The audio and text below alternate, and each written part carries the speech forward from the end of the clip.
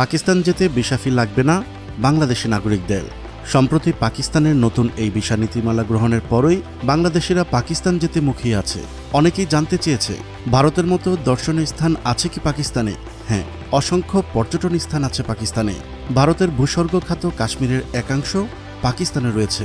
তাছাড়া পৃথিবীর সবচেয়ে সুন্দরতম মহাসড়ক কারাকোরাম মহাসড়ক, সোয়াত, হুঞ্জা ভ্যালি, আতাবাদ লেক, নীলম ভ্যালির মতো শতাধিক দর্শনীয় স্থান রয়েছে।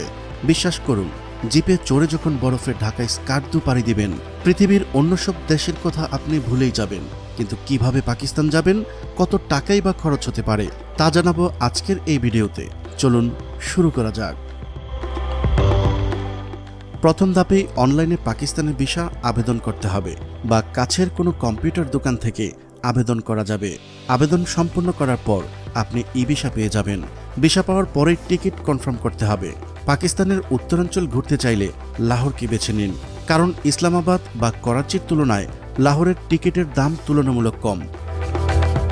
লাহোর এয়ারপোর্টে পৌঁছে সিটি বাস স্টেশনে যেতে হবে। এখান থেকে কোনো একটি বাসে উঠে 4-5 ঘন্টার জার্নি শেষে পৌঁছে যাবেন ইসলামাবাদে। বাস ভাড়া প্রায় পাকিস্তানি মুদ্রায় 1000। আর ইসলামাবাদ থেকে শুরু হবে আপনার মূল ভ্রমণ পর্ব। খাইবার পাখতুনখা, গিলগিট বালুচিস্তান এবং আজাদ কাশ্মীরের যে কোনো অঞ্চল থেকে ঘুরতে পারবেন। ইসলামাবাদ বিশ্বের দ্বিতীয় সুন্দরতম রাজধানী, তাই চাইলেই কয়েকদিন এখানে অবস্থান করে ঘুরে দেখতে পারেন অত্যন্ত সুন্দর এবং আধুনিক এই শহরটিকে। নর্থ পাকিস্তানে পর্যটন স্থানের অভাব নেই। কয়েকটি আকর্ষণীয় স্থানের মধ্যে রয়েছে Swat, Kumrat valley, Kalam valley, Mahodand lake, Hunza valley, Attabad lake, Baltit fort, Skardu, Sarfaranga cold desert, Kachura lake, Azad Kashmir ও মুজফফরাবাদ সিটি সহ নীলাম ভ্যালি। পাকিস্তানে কোন সময় ভ্রমণে যাবেন? পাকিস্তান ভ্রমণের অফ সিজন হল মে থেকে নভেম্বর মাস পর্যন্ত।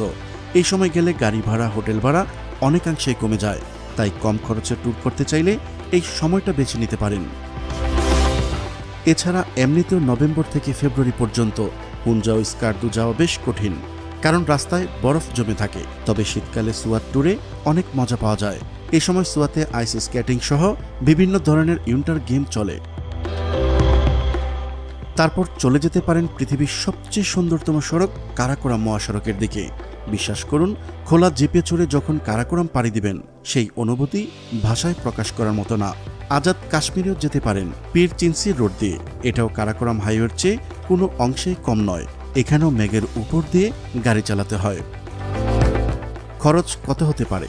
প্রথমেই বলে রাখি, পাকিস্তানে থাকা, খাওয়া এবং অভ্যন্তরীণ যাতায়াত খরচ বাংলাদেশের মতোই বা এর চেয়ে কম হতে পারে। তাই আপনি সেখানে যত দিনই থাকুন, তাতে খরচ তেমন একটা বাড়বে না।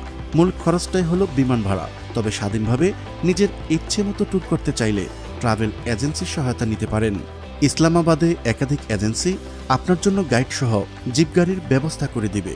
এতে খরচ কিছুটা বেশি হলেও সুবিধা অনেক বেশি।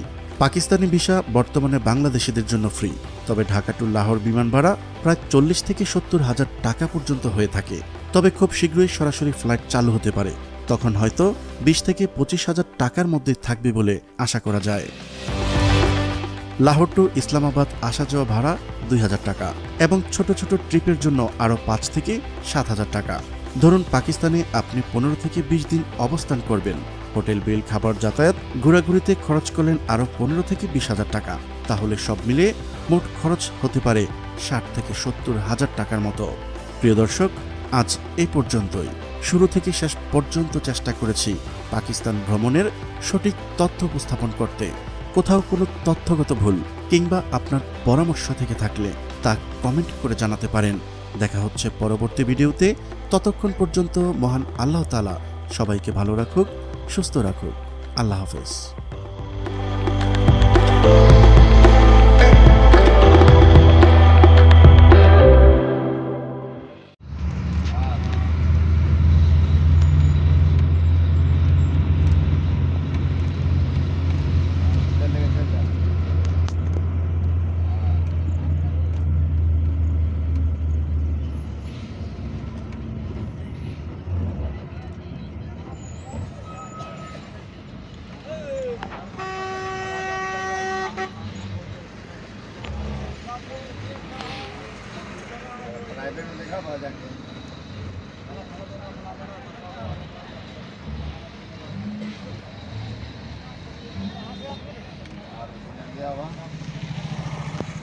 निकाल के लेके आवा।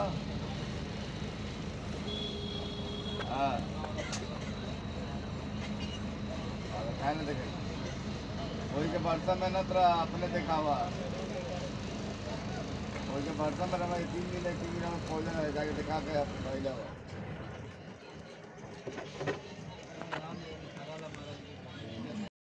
ए मोर कुल्फी रानी चोकोबा तो मिस कर